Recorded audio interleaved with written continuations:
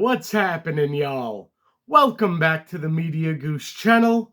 It is I, the Media Goose, your friend Ryan, and the goose is loose, baby. Ha! I'm coming at you today to talk about my New York Giants schedule release. It's kind of ridiculous the way the NFL does the schedule release now, where it's like a slow drip of games throughout the week. And also, just as a general note about the schedule that I've seen Albert Breer, Connor Orr, the guys at Heed the Call talk about, even Justin Pennick a little bit, the NFL schedule is no longer made for NFL fans or for really anybody besides the billionaires. Every game is treated like a free agent now that like Amazon, Netflix, and all of these services bid on, and it's terrible. There's games like 5-6 days a week. What happened to like 1 o'clock on a Sunday? There is a matter of families. You're cutting out the common people with all of this extra scheduling Monday to Friday when people are working. People that have season tickets won't be able to go because they have work the next day, because their kids have school the next day. The NFL schedule, the NFL as a whole, is in a state of disrepair. It kind of starts, Connor Orr mentioned this, kind of starting to feel like the WWE. And you know what I've said about the WWE of late. So getting on to my Giants, I'm obviously rocking the Odell Beckham jersey today. Malik Neighbors recently had a second procedure done on his knee. Rumor has it that's not pushing back his recovery at all. I hope that's the case, but I also don't want to rush Malik back. I feel like take it slow. We were fine with Andrew Thomas missing the first few weeks. I mean, arguably we weren't fine, but I don't want to rush back guys, especially not younger guys. So bringing back a guy like Odell would take the pressure off Malik to feel like he has to get back right away. I'm going to continue to wear this hoping it gets Odell back to New York. He should have never left. Dexter Lawrence just got traded. That's the guy that we got in the Odell trade. I would have kept Odell. 100% I would have kept Odell. And I mean, if it were up to me, Odell would still be a Giant, Saquon would still be a Giant. There'd be a lot of things different, but let's get into this year. We, of course, are starting off like we do most years, it feels like, against the Dallas Cowboys. Now, if you watched my draft grades, you know I gave the Cowboys one of the highest grades in the league. I kind of think Dallas is going to be the class of the NFC East this year. I could be wrong. I just think that they have a sound offensive line. They've made a lot of additions on the defensive side of the ball. Caleb Downs is going to be an all-pro, in my opinion, within his first 3 years. They brought in Jalen Thompson, the safety from Arizona. I would be surprised if the Giants won that game, honestly. I do think Dallas is like one of the best teams in the NFC. Then we go to Los Angeles in week 2. So that's 2 primetime games back-to-back. That's the John Harbaugh effect. Now, going to the Rams week 2, that's probably another loss. I think we might face the best 2 teams in the NFC in our first 2 weeks. So make of that what you will. It's interesting because listening to all of the different talking heads in the NFL world talk about the schedule, when you really analyze things, it's kind of like the NFL cooking the books. If you go look at Miami's schedule, if you go look at Arizona's schedule, they're being positioned to have the number 1 pick. There are teams like Detroit who have a super easy schedule. It just makes me wonder, what the NFL's real intentions are. But we could be coming out of the first 2 weeks 0-2. That's not the end of the world. We've won a Super Bowl in years we went 0-2. Week 3 might be the game I'm most looking forward to because I want the Giants to absolutely obliterate the Titans. Titans fans have been like a tick on my ass this entire offseason. Titans fans, for some reason, think the Giants and Titans are now rivals. No, I I never wanted Cam Ward. I think he sucks. I think he was not worth the number 1 overall pick. I would have not traded for him. I don't think he's going to work out. I don't have faith in Brian Daboll because he always sucks early in the season, so they'll probably still be barely putting it together by then. I really hope the Giants obliterate the Titans because Titan fans have been pissing me off. Titans fans are on Twitter just antagonizing Giants fans, trying to make it a rivalry, and it's not. We don't care about you. Nobody cares about you because you're the Tennessee Titans. So that should be a win.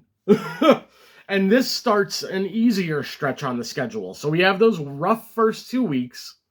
Arizona and Tennessee are 2 winnable games.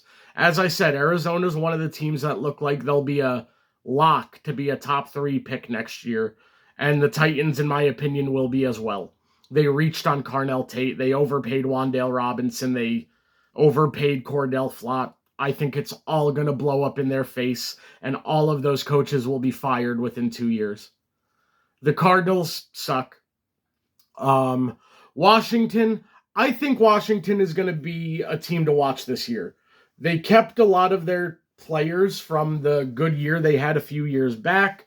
They still have Dan Quinn. They've made a lot of additions on the defense that I like. Sonny Styles was one of my favorite players in the draft. I think that's kind of a coin flip game. I think Washington, I wouldn't be shocked if they ended up better than the Giants. Washington, I think, will have I don't see them as a top 5 pick. I think they'll be their floor is 6 or 7 wins, but they could be a lot better than that.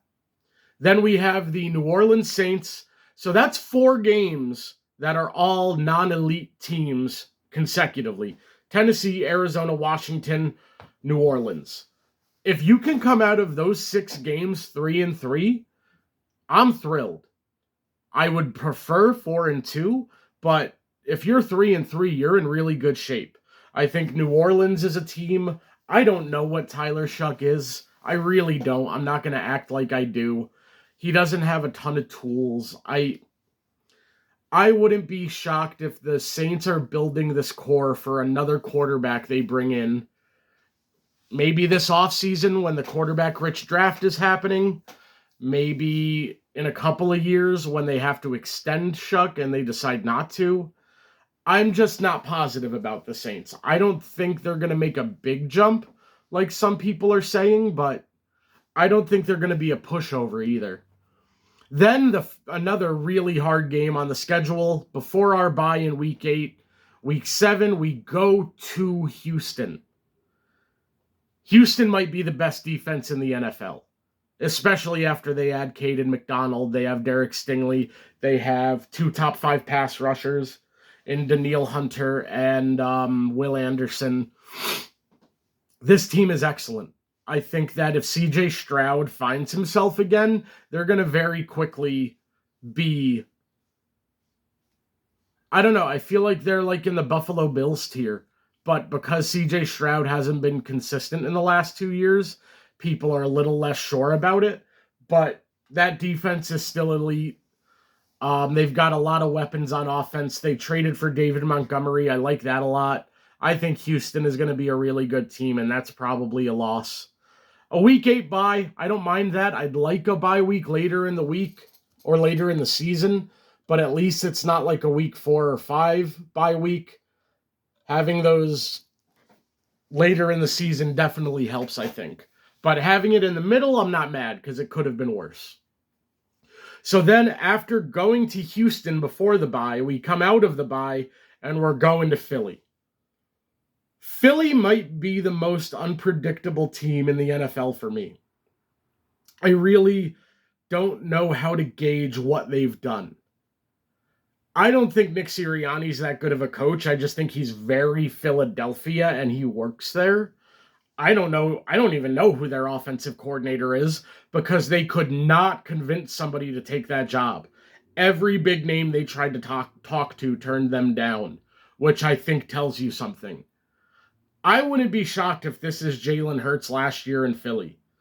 I think Howie Roseman is cunning enough to cut off Jalen when they should. And I just don't think Jalen Hurts is that good. Yeah, you won a Super Bowl the other year, but that was Saquon that won that, really.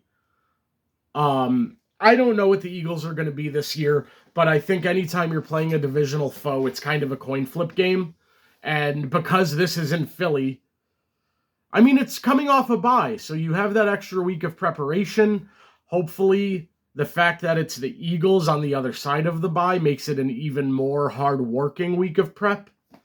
Then we have a home game for Washington, and after that is home against Jacksonville, so 2 home games against Washington and Jacksonville.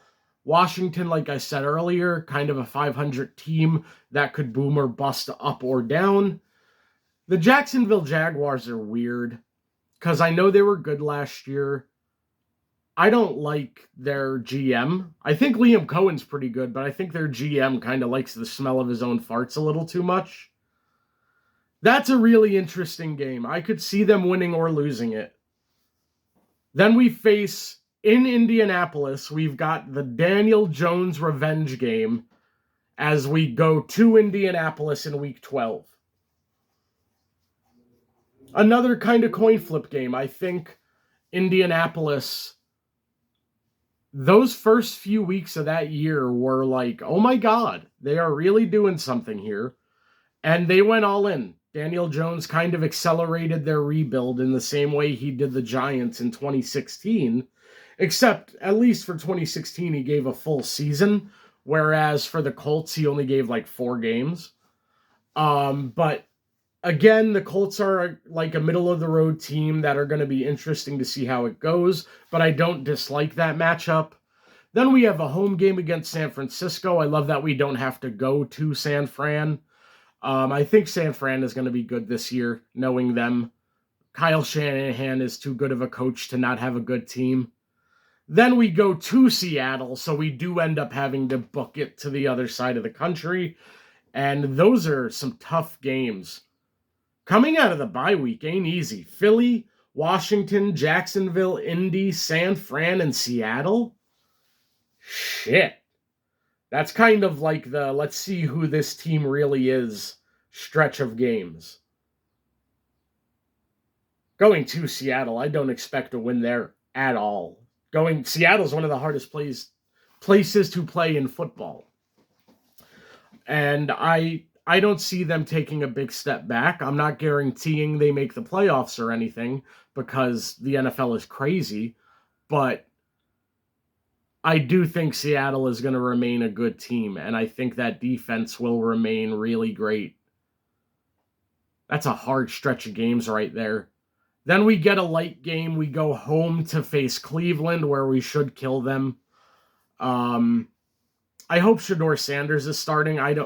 Personally, I don't think Deshaun Watson should have been welcomed back to the NFL. And I think the owner of the Cleveland Browns should have been made to sell the team once they made that fucking trade. Maybe the worst trade in the history of sports. It's like that. There's the Luka Doncic trade. There's Babe Ruth. There's that awful Nets trade where they mortgaged the future for KG and Paul Pierce. I still put giving up your future for a sex predator ahead of those. Fuck Deshaun Watson.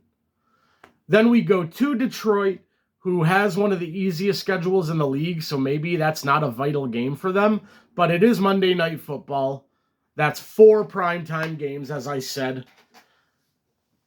I don't think Detroit's that hard of a place to play, though. It's a dome, so you don't have to be exposed to the elements. I don't think that's that bad of a draw, honestly. Then, the second to last week of the year, we play Dallas at Dallas. And then we close the year against Philadelphia. So again, let me walk through that one more time quickly. Dallas at home. Then we go to the Rams, home for Tennessee, home for Arizona.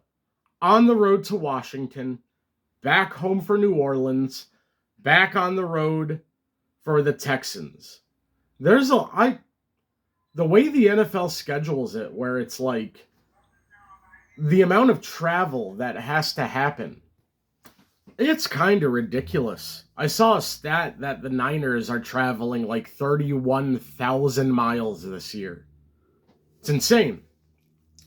But as I was saying, we go home Tennessee, home Arizona, at Washington, home for New Orleans, at Houston, at Philly, home for Washington and Jacksonville, at Indy, home for San Fran, at Seattle, home for Cleveland, at Detroit, at Dallas, home for Philly to close out the year. And the final game of the year was placed as a flex game, which is like kind of the NFL trying to hedge their bets on if that game, they're hoping the Giants are good again and that can be flexed into like a primetime game, I'm assuming, because the John Gruden effect, Arvell Reese, CeCe Mawanoa, Jackson Dart, Cam Scadaboo. I think the NFL is hoping the Giants are a better team over the next few years. This is one of the better schedules the Giants have gotten in a few years, I feel like. The last 2 to 4 years have been brutal, where as soon as the schedule was released, I was like, oh, we're winning 4 games this year. Because for some reason, despite the fact that the Giants have been bad for like 10 years, they continue to get hard schedules. They have not had a cupcake year in God knows how long. And I remember last year's schedule, as soon as it released, I was like, cool, we're going to be a top 5 pick. This is a manageable schedule. I mentioned some of the parts that scare me about it, but I do think this is manageable. I'm not going to give a win prediction yet because injuries, veteran trades and signings, there's a lot to still happen. But I'm ultimately pleased with this schedule. As a Giants fan who admits the Giants have kind of been fucked for the last few years with the way the schedule worked out, I'm actually pretty pleased with this one.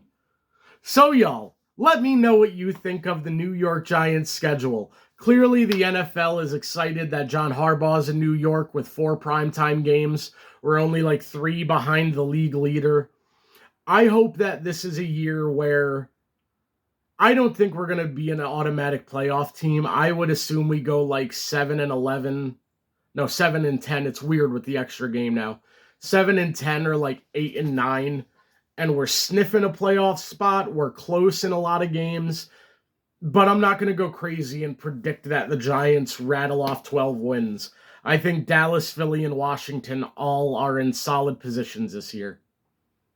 I am going to start my division by division off-season reviews where I give a full analysis of all of the additions and subtractions teams made, new coordinators, coaches. Those videos should start coming out. What day is it today? Friday? Next week. I've got an audition tomorrow and I have a big interview next week. And those things are kind of going to get a little bit of my focus and attention right now. But I'm just really grateful to have this as an outlet right now. And I'm really excited. I want to become like a Giants coverage person. I'm going to be talking Giants all the time. I would love to end up on Talking Giants with Justin Pennick once, Sean Marash. Those guys are good guys. I didn't love the person Pennick used to work with. I don't like people that are like excessively negative and like, I don't know, tone means everything. And the way you talk to people. But y'all, I'm overall pretty excited for this year of Giants football.